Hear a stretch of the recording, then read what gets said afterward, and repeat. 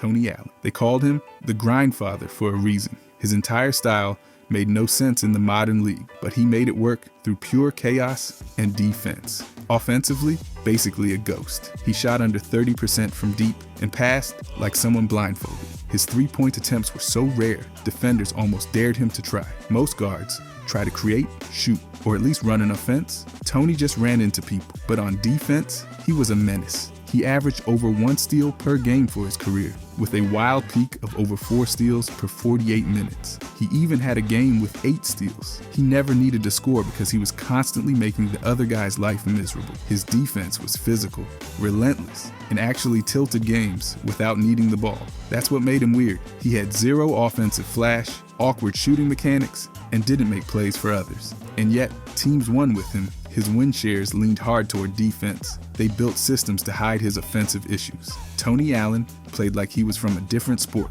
and somehow that worked. Kyle Anderson, his nickname's Slow Mo, and it actually fits. In a league where most guys explode to the rim, he moves like he's underwater and still gets results. He's 6'9" and somehow manages to beat defenders with hesitation dribbles and jab steps. Instead of raw speed, most wings try to fly. Kyle just floats. He doesn't rack up flashy stats. His usage rate stays low, but he finds ways to impact games by doing all the annoying little things that make coaches love him. He rebounds, passes, plays smart defense, and basically just confuses opponents by looking like he's stuck in slow motion while still being effective. Offensively, he avoids threes unless it's wide open, and even then it's a gamble. He lives in the paint, scoring with weird floaters and herky-jerky footwork. Defensively, he makes smart reads, plays angles, and uses his reach to rack up steals and blocks without needing freakish hops. What makes him weird? Everything. He plays like an old man in a young man's game, but teams keep giving him minutes because the stuff he does, it actually works. Jason Williams, known as White Chocolate, he played like the game was a highlight, real waiting to happen. His passes were ridiculous. Elbow bounces, no-look lasers, full court zips through traffic like he was allergic to simplicity. He averaged nearly 6 assists a game, but he also turned it over a lot. His assist-to-turnover ratio was only 2-to-1, which is fine if you're doing street ball tricks, not ideal for running an actual team. His dribbling, a circus act. Spins, crossover, behind-the-back hesitation moves. Sometimes in the same possession. He wasn't breaking down defenders for easy buckets. He was hypnotizing them for fun, but the risk was real. Around 30% of his turnovers came from losing the ball while trying to make something flashy happen. Scoring was never clean with him. He shot under 42% from the field and just under 33% from three. He scored in bursts, but his offense leaned more on chaos than consistency. His defense, well, it existed. Sort of. He gambled for steals a lot and mostly got beat by quicker guards. Williams was never about playing safe. He made the game look wild, unpredictable, and yeah, sometimes a little messy, but unforgettable. By the way, if you guys want to subscribe, I'm going to start posting every day. Thanks. Anyways, Tony Snell. The man played full quarters like a ghost and still got praised for it. He barely touched the ball, barely moved the needle, and somehow coaches kept starting him. His usage rate was just 10%, one of the lowest for any wing, but he made history by being ridiculously efficient. In 2021, he became the first NBA player to shoot over 50% from the field, nearly 57% from three, and 100% from the line, with at least 100 attempts. He took maybe 3 shots a game and still terrified defenders because he rarely missed. Most of his shots were threes, and he barely dribbled, let alone created anything. But that shooting forced defenses to stay honest. His defense, quiet, like everything else. He averaged less than 1 steal and 1 block, but his length let him contest shots and stay in front. He never fouled much, never turned it over, and almost never messed up the flow. His stats looked like an empty spreadsheet, but teams kept winning with him on the floor. Tony Snell proved you don't need to make noise to matter. You just have to never mess up. Shawn Marion. His nickname was the Matrix, and honestly, it made sense because his game didn't follow the rules of reality. That jump shot looked like he was pushing a beach ball off his chest. It was low, weird, and kind of fast-forwarded, but he still hit over 33% from deep and nearly 49% from the field. It made zero visual sense and still worked. He wasn't just a shooter with a funky form. He guarded every position. One night, he's defending Tim Duncan. The next, it's Kobe Bryant. He played small forward, power forward, some center, and even point guard in small ball lineups. He rebounded like a center, scoring most of his points at the rim or in transition. He wasn't calling isolations. He was dunking in fast breaks or hitting spot-up threes with that shot nobody could copy. Defensively, he was everywhere. He averaged over 1 steal and 1 block a game, which is rare for wings. And he did all this while running up and down in Phoenix's speed demon offense. What made Marion unorthodox wasn't just his style, it was that his weird, versatile, position-blurring approach made him a nightmare matchup every single night. PJ Tucker, a 6'5" battering ram disguised as a power forward, sometimes listed at 6'4", just to make him sound even more ridiculous. And somehow, he's still guarding centers, grabbing rebounds, and making playoff starts like he's 7 feet tall. His wingspan? A full 7 feet. That's what lets him box out giants and muscle into spots on the court where people his height should not exist. Offensively, he barely touches the ball. His usage percentage is barely anything, but that's by design. He camps in the corner, waits, then hits just enough threes to make defenders sweat. 36% from deep for his career, and when he decides to take one, it's usually worth it. Defensively, he's a menace. He guards everyone. Point guards, centers, mascots if necessary. In the 21 finals, he switched across the floor and threw his body into anyone in his way. Doesn't matter how tall they are, he plays with leverage and spite. At 39, he's slowed down, but he's still that guy coaches trust in gritty minutes. No stats pop off the screen, but Tucker's value is in the bruises he leaves behind. Undersized? Sure, but never outmuscled. Jaren Jackson Jr. This guy's like a defensive wizard, trapped in the body of a rebounding intern. He leads the league in blocks per game through his career, racks up Defensive Player of the Year awards, and makes even the best guards rethink their decisions at the rim. He guards everyone, from centers to guards, like he's playing position roulette. But then you check his rebounding numbers and wonder if he forgot he's almost 7 feet tall. 5.8 rebounds a game? That's not exactly crashing the glass. Even when he's the lone big out there, the boards still treat him like he's allergic. Offensively, he's got more in common with a shooting guard than a traditional power forward. He takes over 4 threes a game and drops over 20 points a night, mostly without stepping foot in the paint. His pick and pop game stretches the floor, but don't expect him to create for anyone else. His assists are minimal, and the turnovers aren't doing him any favor. The advanced stats back it all up. High usage, great defense, and spacing galore. But when it comes to rebounding, he's just not interested. That mix makes his game one of the weirdest in the league. Ben Simmons. Watching him is like basketball in a funhouse mirror. A 6'10" ball handler who sees the floor like a point guard, but refuses to shoot beyond arm's length. His playmaking's top tier. He averaged over 7 assists a game across his career and has a 30% assist rate. He's basically a quarterback, but you throw him the ball outside the paint, and it's like passing to a ghost. He's taken 36 threes in nearly 400 games, made 5. Still, that defense, elite. He's guarded every position and made stars look uncomfortable. His steal percentage ranks among the best, and his defensive box plus minus shows he's not just tall, he's smart. He's even played center in a pinch and held his own, which makes his all-around defense a nightmare for opponents. The wild part is, all of that's wrapped in a body that can't seem to stay healthy. His injuries have turned him into a part-time contributor. When he's active, he still rebounds, defends, and passes with high IQ, but the scoring just isn't there. That's what makes him so strange. So many elite tools, jammed inside a player who won't shoot. Dennis Rodman. Somehow, he became one of the most dominant frontcourt players without caring if the ball went in the hoop. He averaged over 13 rebounds a game across his career and led the league for 7 straight seasons. That's absurd, especially since he stood 6'7". His rebound percentage was over 23%. He didn't jump over guys. He outthought them, out-hustled them, and probably annoyed them into submission. On the defensive end, Rodman locked down everyone from shooting guards to Hall of Fame centers. His defensive rating sat below 100, and his defensive box plus minus showed real impact. 2 Defensive Player of the Year awards and 7 all-defensive first-team honors backed it up. He'd guard Malone in the finals like it was personal. Now here's the twist. Offensively, he barely existed. 7 points a game, 0 real jumper, almost no playmaking, and a usage rate under 12%. That's lower than most bench warmers. He just didn't care. And yet, the teams he played on thrived. He helped Detroit win 2 titles, then did it again in Chicago with 3 more, It worked. Draymond Green. He's the guy doing everything except what most power forwards are known for. He's 6'6" playing center, dishing assists like a guard, yelling like a coach, and still managing to hold together one of the league's top dynasties. His defense is absurd. 3.0 defensive box plus minus. That's elite. He guards every position and somehow leads the Warriors' defense without jumping out of the gym. He's averaging 6.4 assists this season at age 35.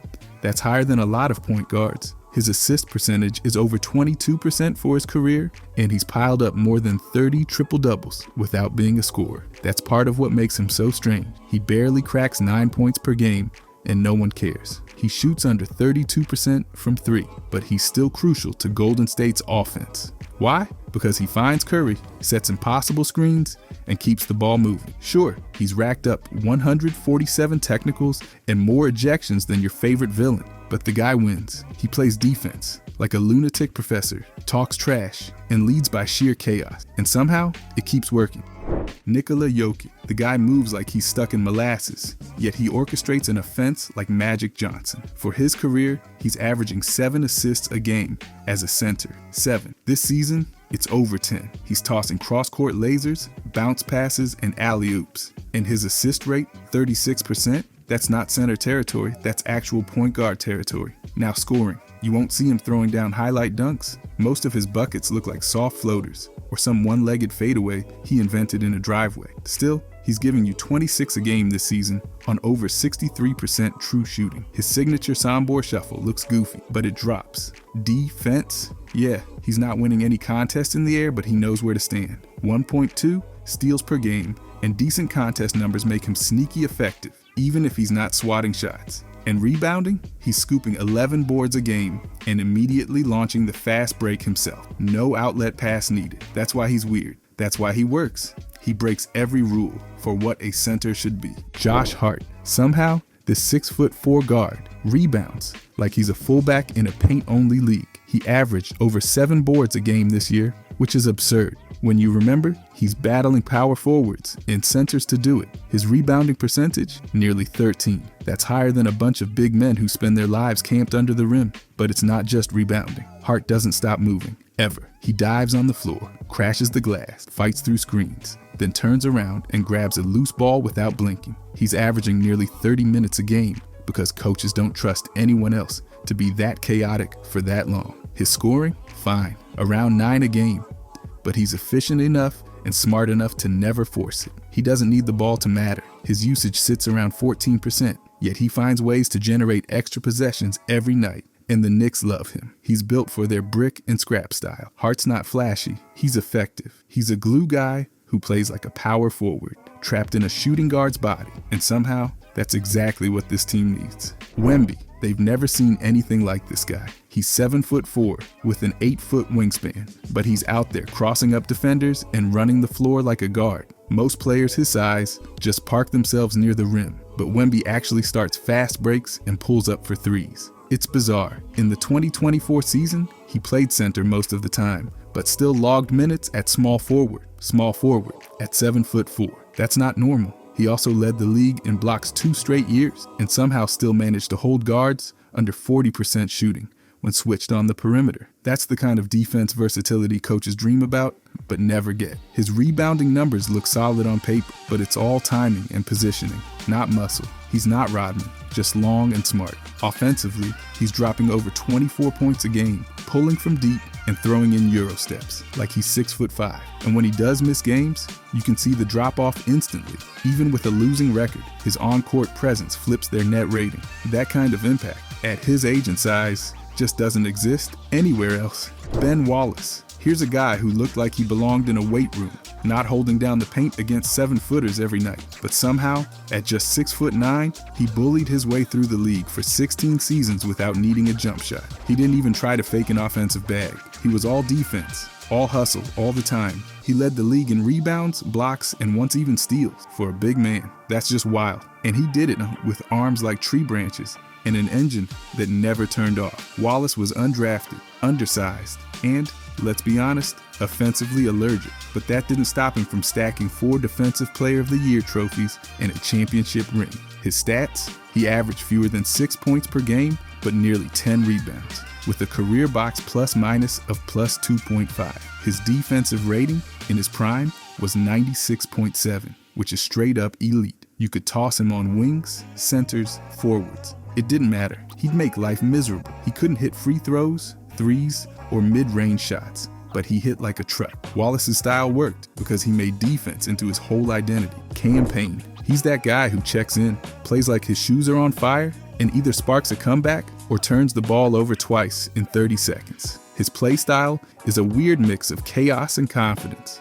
One night, he's hitting 6 threes and flying into passing lanes like a man possessed. And the next, he's tossing bricks and giving coaches ulcers. In 2024, he dropped 24 points on Toronto, then followed it up by going 1 for 7 with 4 turnovers. Classic Payne. He averages just under 8 points and about 3 assists per game across his career, but his impact rarely lives in the box score. His quick reads and pick and rolls and fast break bursts give him moments of brilliance. If you blink, you'll miss them. But defensively, it's another story. His rating sits over 112, and he struggles in isolations. Still, he's bounced around 6 teams, played 58 playoff games, and even cooked the Clippers for 29 in a conference final. Payne's a walking contradiction, too erratic to rely on, too explosive to ignore. That inconsistency at his position is exactly what makes his style so strange. Magic Johnson, a 6'9" point guard who passed like a wizard and rebounded like a forward?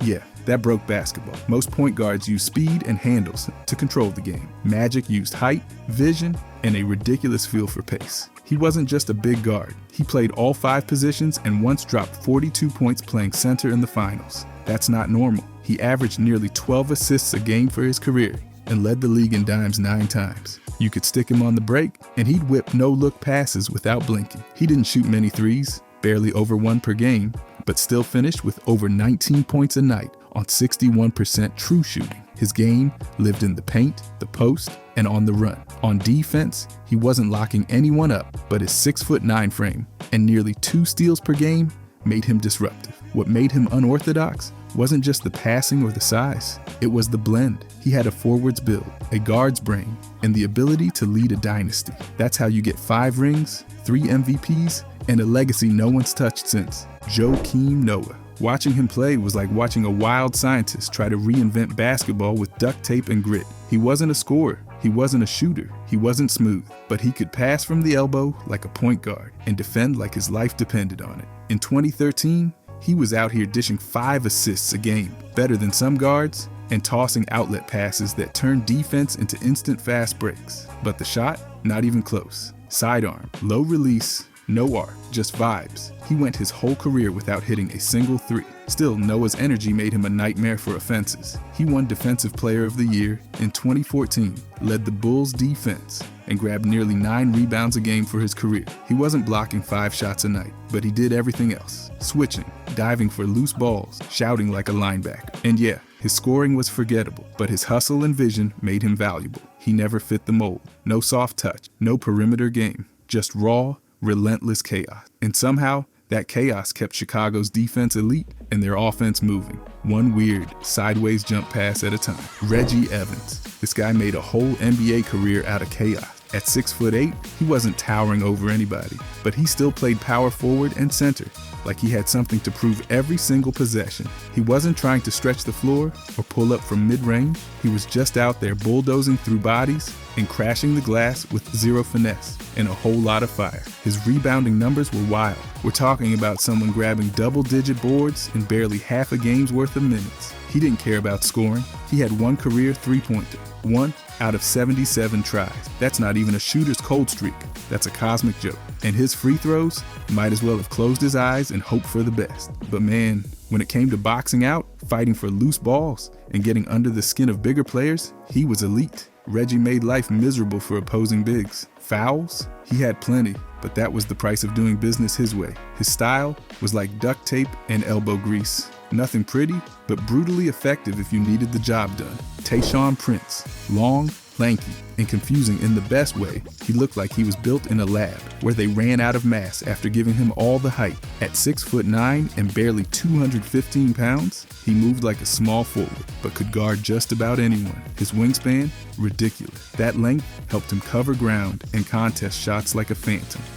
which is probably why coaches trusted him to handle power forwards and guards without blinking. And he wasn't just long, he was smart. 4 straight all-defensive second-team nods weren't handed out for nothing. He locked in on defense without ever needing to swat shots into the third row. His timing, footwork, and angles, spot on. Offensively, he was never flashy. He averaged just over 11 points, but shot efficiently and rarely turned the ball over. His decision-making was solid, with a sneaky good assist-to-turnover ratio hovering over 2. Coaches loved that. He wasn't a ball stopper, and he didn't force up junk. He showed up, played 30-plus minutes, and quietly made everything work. He played all 82 games multiple times, like some basketball metronome. It was weird, but it absolutely worked. Nerlens Noel, built like a scarecrow, who wandered into a shot-blocking clinic and never left. He's one of the few big men in NBA history to average over 2 blocks and 2 steals per 36 minutes. That's not normal. That's chaos in motion. At 6'10", with a 7'4" wingspan, he had the arms of a wind turbine and used them to snatch possessions like a kleptomaniac with bounce. His defensive box plus-minus has cracked +3 in multiple seasons, and his defensive rating with teams like Dallas and New York hovered around the low 100s. Elite territory for rim protectors, but then there's the offense. Or whatever that was, his usage rate stayed around 13%, which tells you even his coaches were like, please don't shoot. He was efficient when he stayed near the rim, but turnovers ruined everything. In one season, he had a turnover percentage over 33, which is like turning the ball over for sport. His assist to turnover ratio, brutal. Ball handling looked optional. No post moves, no range, and hands made of stone. But when the job was to defend, disrupt, and swat shots into orbit, he was automatic. Evan Turner, drafted 2nd overall, but never really played like it. At 6'6", 220-pound frame, he bounced between shooting guard, small forward, and even point guard, depending on the night and the mood of his coach. He had that weird Swiss Army knife energy, except a few tools were missing. Offensively, he averaged just under 10 points per game, with his best scoring year hitting 14. Not exactly fireworks, his shooting was brave. He shot under 30% from 3 for his career, which was like waving a white flag in today's league. His true shooting percentage sat around 49%, meaning he burned a lot of possessions for very little reward. But he wasn't a total liability. He averaged over 3 assists per game and peaked at 5.5, showing decent vision and patience. His assist to turnover ratio was fine, sitting around 2. He also chipped in almost 5 rebounds a game, which helped. Defensively, inconsistent. Some steals here, a few blocks there, but nothing game-changing. With a player efficiency rating under 12, he never lived up to his draft spot, but he carved out 10 solid seasons by doing a little bit of everything. Muggsy Bogues, 5'3", 136 pounds, and still managed to make NBA players twice his size look completely unprepared. He wasn't just the shortest player ever, he was one of the smartest, quickest, and most disciplined. Drafted 12th overall, which probably confused a few scouts with measuring tapes, he spent most of his 14-year career commanding the floor for Charlotte. Across 889 games, he averaged nearly 8 points and just under 8 assists. That's not just serviceable, it's impressive when you're staring up at everyone. He also averaged over 1.5 steals per game, and somehow, someway, blocked 39 shots, including one on 7-foot Patrick Ewing. His assist-to-turnover ratio, nearly 5-1. That's ridiculous. In 1990, he averaged over 10 assists and fewer than 2 turnovers a game. He controlled pace, like a conductor with turbo speed. His defensive instincts were elite, swiping over 1,300 career steals. Charlotte's all-time leader in both assists and steals, he led them to multiple playoff runs. He was pure leadership on the floor. Muggsy didn't break the mold. He ignored it entirely and built his own blueprint. Reggie Bullock, classic case of looking elite in the brochure, but then the fine print hits you. His 3-point shot, solid. A career average near 39% isn't anything to ignore. He even hit 44% in one season with Detroit, which probably made defenders double-check their scouting reports. But the issue? Consistency. His shooting numbers bounced around like a loose ball. Some seasons he looked automatic. Other seasons you'd swear the rim had a grudge. He never took a high volume of threes either, which meant even when he was hot, it didn't tilt the game the way elite shooters do. Then there's the defense. Bullock absolutely worked hard on that end, always guarding tough wings and making their nights annoying. But the impact didn't show up in steals, blocks, or any stat that screams game changer. He wasn't locking anyone in a basketball prison. His numbers stayed modest, which made him dependable, not dominant. And his advanced stats? League average player efficiency, low usage rate, classic role player vibes. He fit a need, but never took over. Reggie Bullock checked the 3 and D box, but didn't quite bold it or underline it in permanent mark. Lance Stephenson. Sometimes it felt like he thought he was getting paid by the highlight, not his game. Looked like he studied the Globetrotter, and then decided the NBA needed more spin moves and imaginary guitars. Raised on Brooklyn blacktops, he brought that playground flair right into the league. No filter, no edits. His partnership with, and one, just made it official. He didn't play basketball so much as perform it. Who else decides to blow in LeBron's ear during the Eastern Conference Finals? That wasn't defense, that was avant-garde theater. And the time he wandered into Miami's huddle, what was that? Espionage or improv comedy? His handle was unpredictable, sometimes genius, sometimes like he was dribbling for TikTok. He'd throw a behind-the-back pass in transition with zero context, then hit a pull-up mid-range and play air guitar like he just won a Grammy. His physical comedy was unmatched. Flailing arms, exaggerated reactions, all part of the show. But buried in the chaos, there was real disruption. He threw stars off rhythm. He made games weird. And that, somehow, was his gift. Street ball on hardwood. No one ever forgot watching Lance. Julius Randle, built like a tank, but sometimes plays like a point guard, who forgot which position he's listed under. At 6'9" and 250 pounds, he's got the body of a bruiser and the footwork of someone who thinks he might still be in a dance recital. His game is this weird cocktail of shoulder bumps, spin moves, Euro steps, and sudden fadeaways. He initiates contact like he's trying to get frequent flyer miles for the free throws, but then follows it up with a pull-up jumper from 19 feet that absolutely no one asked for. When he's locked in, he's hard to stop. He can isolate, run pick and rolls, and dish the ball out when the double team comes crashing down. But when the shot selection goes sideways, it really goes. He'll pass up a layup to hit a contested long 2 just to keep things interesting. Defensively, he's capable, just not always interested. One possession, he'll switch and stay in front. The next, he's 2 steps behind, wondering what just happened. But his role flexibility is real. He can score, pass, or fade into the corner. Julius Randle is chaos wrapped in muscle, and sometimes that works. Chuck Hayes. The guy looked like someone accidentally clicked the wrong height setting in a video game, but kept him in the lineup anyway. At 6'6", playing center in the NBA should have been a joke, but Hayes made it work through grit, brains, and the kind of defense that made taller players wonder why nothing was easy. His low center of gravity and textbook footwork let him body up 7-footers without flinching. He drew charges like it was a hobby and rarely took a wrong step. When Yao Ming went down, Houston slid Hayes into the starting center role, and somehow the paint didn't collapse. Rebounding, he attacked the glass like it stole something from him, averaging 5 per game with a peak over 8. Offensively, that was a different story. He averaged under 4 points and had a free throw form so awkward it caused actual lane violations. Defenders jumped early, just trying to guess when he'd finally let it go. But Hayes was smart, high basketball IQ, vocal on defense, and named co-captain in Houston. And yeah, he once dropped a triple-double, just to remind everyone he could still hoop. Chuck Hayes didn't fit the mold. He broke it, then guarded it into submission. DeMar, the guy who treats the mid-range like his own private office. He doesn't just live there, he owns the lease, pays the utilities, and knows every soft spot on the floor. Watching him rise up from 15 to 20 feet is like watching a rerun. You already know how it ends. During his stint with Chicago in 2022, he hit over 50% from the field,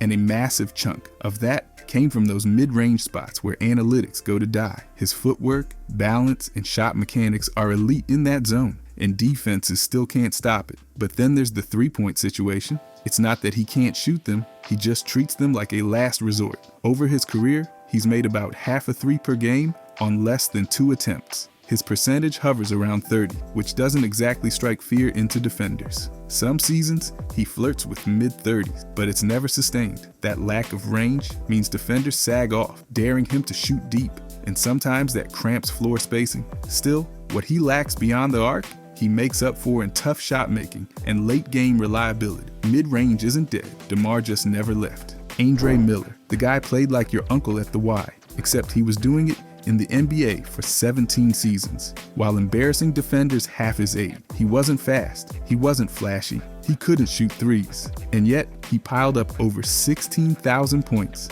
and more than 8,000 assists by simply being smarter than everyone else. His game was all about timing, angles, and footwork. Like a surgeon with a step back, he posted up guards, hit floaters, and ran the pick and roll like it was a religious ritual. While the league went full throttle into speed and shooting, Miller kept things slow and surgical. His three-point percentage, barely over 21%, which is basically a polite way of saying, please don't shoot that. But he made up for it with high efficiency everywhere else and a ridiculous feel for the game. He played in 1,304 games and missed only 3 due to injury. That's absurd. He was the kind of guy who dropped 20 and 10 without ever jumping higher than a coffee table. And after retiring, of course, he went into coaching. When your whole career is built on brain over brawn, you never really leave the game. LaMelo Ball, a 6'7" point guard who plays like he's starring in his own highlight mixtape. Because let's be honest, sometimes it feels like he is. His passing is part magician, part daredevil. One moment he's throwing no looks, the next he's launching full court lasers, like he's auditioning for a quarterback slot. He sees passing angles most players don't even believe in, and he pulls them off like it's nothing. The flair is real, but so is the substance. Averaging around 7 assists while still putting up over 25 points a night is no joke. But then there's the jumper. The mechanics are, let's call them creative. Low release, funky footwork, occasional side spin. It looks like a shot built in a garage. Yet he hits from deep, often enough to keep defenders guessing, even pulling up from well beyond the line with all the confidence in the world. His improvisational style is straight from the playground. Floaters, hesitation dribbles, odd angle layups. It's chaos, but it works. That said, his defense still lags behind. He gambles too much, misses rotations, and gets caught flat-footed. Still, LaMelo's path, play style, and personality have made him one of the league's most unpredictable stars. Steve Novak, you knew exactly why he was on the floor, and so did everyone else. He wasn't pretending to be a slasher, playmaker, or rebounder. His job was to stand somewhere near the three-point line and wait for someone to pass him the ball. And when they did, buckets. He shot 43% from deep across 11 seasons, which is absurd. In one season, he hit 56% from 3. That's not shooting, that's sorcery. Nearly 80% of his shots came from beyond the arc, because honestly, there was no point in trying anything else. But outside of shooting, Novak's game was specialized. He made only 9 shots from inside 5 feet during his entire career. That's not a typo. Playmaking? Forget it. He averaged under half an assist. Rebounding? 1.3 per game. Defense? Let's just say his 0.2 steals and 0.1 blocks per game weren't exactly intimidating. But when he got hot, especially during his New York days, it was pure electricity. He once dropped 20 on Utah and led the league in three-point percentage during the 2012 season. Steve Novak wasn't versatile, but he didn't need to be. He did one thing, and he did it ridiculously well. If you enjoyed this, I'm going to be posting a lot here. I would greatly appreciate it if you could subscribe. Thanks for watching,